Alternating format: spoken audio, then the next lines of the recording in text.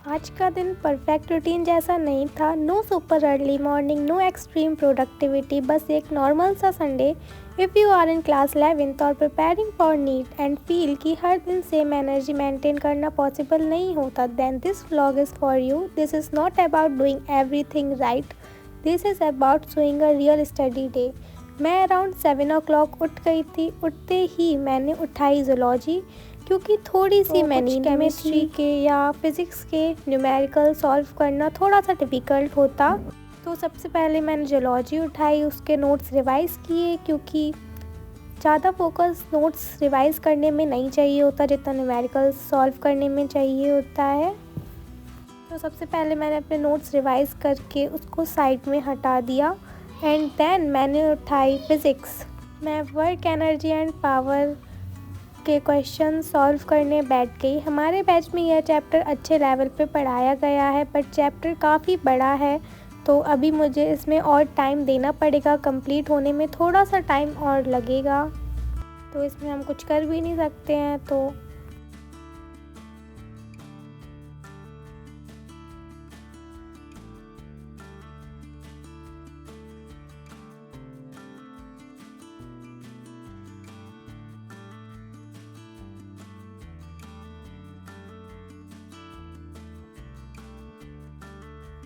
उसके बाद मैं रेडी हुई और फिर से फ़िज़िक्स के साथ बैठ गई, और तब मैंने नोटिस किया कि स्टडी टेबल पे काफ़ी सामान इधर उधर रखा था।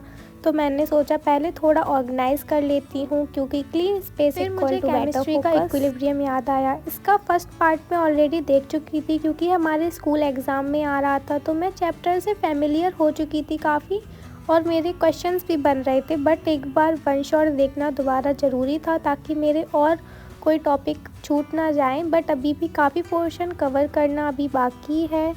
फिर थोड़ी देर बाद मुझे नेल पेंट लगाने का मन हुआ, बट विंटर वेकेशन ऑलमोस्ट ख़त्म होने वाली है और स्कूल ओपन होने वाले हैं, तो सिर्फ ट्रांसपेरेंट नेल पेंट ही लगाई। स्मॉल थिंग्स बट मूड थोड़ा फ्रेश हो जाता है इन चीज़ों से। एंड काफ़ी दिनों बाद मैं इंग्लिश लेके बैठी थी। सच बोलूँ तो इंग्लिश थोड़ी इग्नोर हो गई थी, बट अब सिर्फ 1 मंथ ही बचा है स्कूल सिलेबस कंप्लीट करने के लिए, इसलिए मैं अभी स्कूल लेवल चैप्टर्स पे फोकस कर रही हूँ। क्लास 11th की मार्कशीट इम्पॉर्टेंट होती है और मेरे लिए बहुत मायने रखती है, तो जो चैप्टर्स पढ़े हैं और जो नहीं पढ़े हैं सब इंग्लिश में कवर करने का प्लान है मेरा, ताकि परसेंटेज हम इंग्लिश से थोड़ी सी इम्प्रूव कर सकें।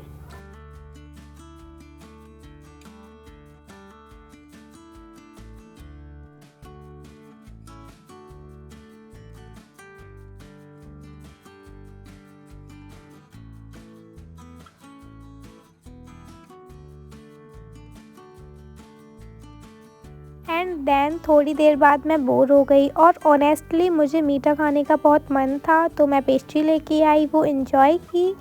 और उसके बाद मेरी नज़र में आई मेरी एक पुरानी आर्ट नोटबुक, जिसमें मैंने काफ़ी पहले पेंटिंग्स बनाई थी, वो भी 2। It feels nice to see that side of me again. आप लोग बताना आपको मेरी पेंटिंग्स कैसी लगती हैं। अगर आपको पसंद है तो क्या मैं और बनाऊं, मुझे कमेंट में ज़रूर बताना। एंड देन फिर मैं बायो के फिर से नोट्स रिवाइज़ करने बैठ गई। जब मैं सुबह नोट्स रिवाइज़ कर रही थी तो शायद उसका थोड़ा सा पार्ट मुझसे रह गया था, तो मैं दोबारा से वही करने के लिए बैठ गई थी।